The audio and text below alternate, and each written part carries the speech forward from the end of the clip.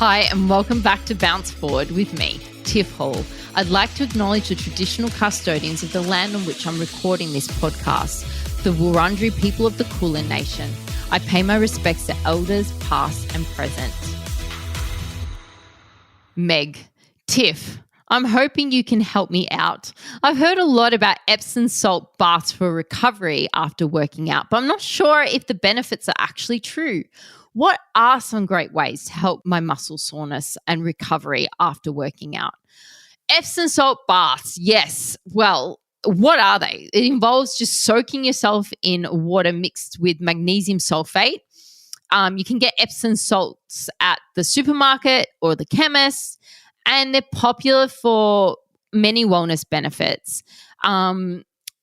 But mostly they're really popular because of muscle relaxation and pain relief. So if you're having sore muscles, Epsom salt baths can help alleviate that muscle soreness, reduce muscle cramps, relax the muscles, really important, and also have some effect on joint pain, reducing stiffness and helping people with arthritis and joint issues. And then you've got like the beautiful stress reduction and relaxation. So the magnesium absorption, which is the key component of the Epsom salts, can be absorbed through the skin, helping to reduce stress and promote relaxation and help you with your sleep. And it has a calming effect. The warm water combined with the Epsom salts, feels so soothing and calming and just beautiful. And it really does improve your sleep. So I love an Epsom salt bath before sleep. Because it can really help you get a deeper, better quality sleep. And then you've got the detoxification. So the Epsom salt baths are believed to help draw out toxins from the body through the skin, promoting a sense of cleansing and detoxification, and also skin health. You've got the exfoliation from the salts, and it can soothe irritation. So very popular with conditions such as eczema, psoriasis. And I really love it for reduced inflammation, anti-inflammatory properties of magnesium, really important for muscles and joints, and improved circulation. So you've got the blood flow. Soaking in the warm water with the salts improves blood circulation, which aids overall muscle recovery and also cardiovascular health, which is something that people don't often talk about. It's really easy to take an Epsom salt bath. You just basically fill up the tub, 1 to 2 cups of Epsom salt, stir them into the water, let them dissolve a little bit, and then soak in the bath for about 20 minutes and let the relaxation take over and unwind. And then you just rinse. You can rinse off with fresh water after the bath, but I don't think unless you have really sensitive skin, I would just dry off as normal. Drink a lot of water in the bath because it can be a bit dehydrating sometimes. Like, make sure you stay hydrated. Ensure that you don't have any allergies to magnesium sulfate. That's probably an important one. But you also asked me about muscle recovery techniques, my top tips. So Epsom salts is up there. Absolutely. I love Epsom salts. But I also love active recovery. So doing some light exercise around my heavier exercise days. So engaging in low intensity activities such as walking, swimming, cycling to increase blood flow to the muscles and aiding that recovery without causing additional stress, I think is really, really great. Big fan of stretching, but I like dynamic stretching. Incorporating dynamic stretches into a warm-up routine prepares muscles for exercise and it really reduces post-workout soreness. The static stretching can be important too.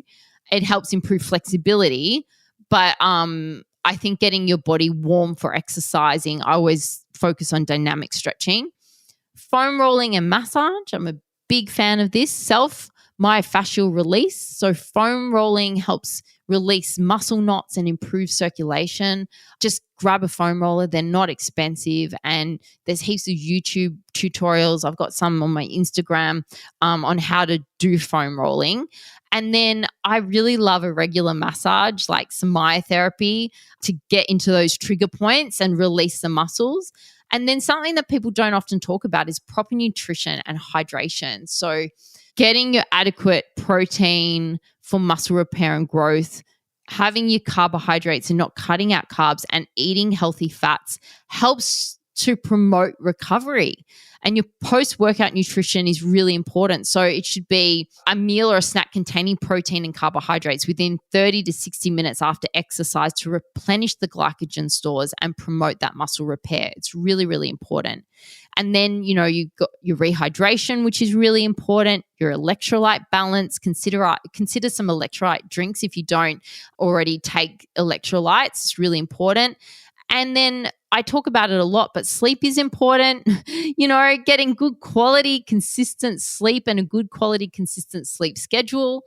And then there's also, which I've spoken about on this podcast before, cold therapy and heat therapy. So ice baths, soaking in cold water, ice packs, applying ice to sore areas can help. And then the heat therapy. So warm baths, like a warm Epsom salt bath to improve that blood flow, aids in that recovery, and also heat packs, really good. And then, you can also do things like compression therapy, like compression garments, wearing compression clothing, leggings, things over your calves, compression socks. That can really help with recovery as well.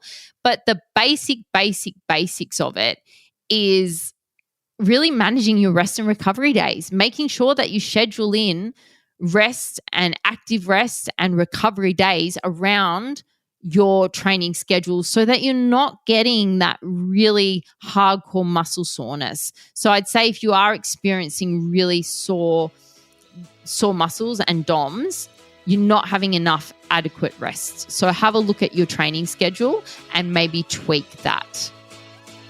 Thanks so much for listening to Bounce Forward. I love having your company, so please DM me on Instagram at tiffhall_XO and let me know what topics you'd love me to cover.